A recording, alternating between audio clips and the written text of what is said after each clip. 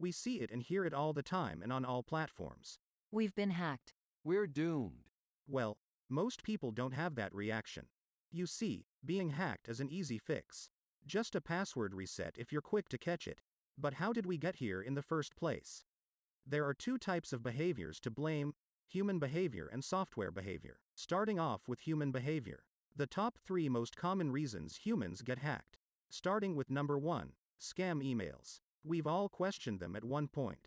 Sorry, but you won't be getting that $1,000 Target gift card by clicking on that link. Those links that hackers send out are meant to trick us into clicking and getting our devices hacked into immediately. If you're ever in doubt, check on the company's website. Most companies will post that they do not contact by email. Second, passwords are too easy. The number 1 reason why many people get hacked is that their passwords are easy to guess. In fact, Donald Trump was hacked by a Dutch hacker in 2020 for guessing MAGA 2020 as his Twitter password.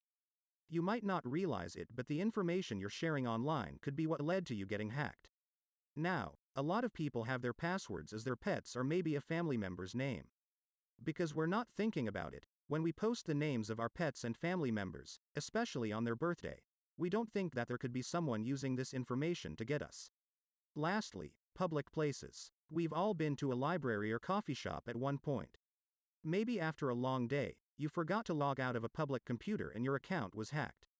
Another reason could be public Wi-Fi, a hacker's favorite place to be. We rely on our phones for almost everything now, and with that comes Wi-Fi, which is needed for your device to load most of the time. So if a hacker hacks into public Wi-Fi, they now have access to your data and all your conversations, private or not. Moving on to software behavior. Starting with apps. Downloading apps that look sketchy can be a problem. A big issue with games. Maybe you saw an interesting game and downloaded it, but the game didn't end up being what they advertised. Instead of deleting that sketchy app, you kept it. The developers of that app now have access to your phone and everything you put into it. Another issue is you might see a software installed that you didn't install. Maybe you installed an antivirus, but it's actually bringing in more viruses and installing software on your computer without you knowing. Lastly, and probably the most important, operating system updates. Hackers can get into devices that have not had the newest updates.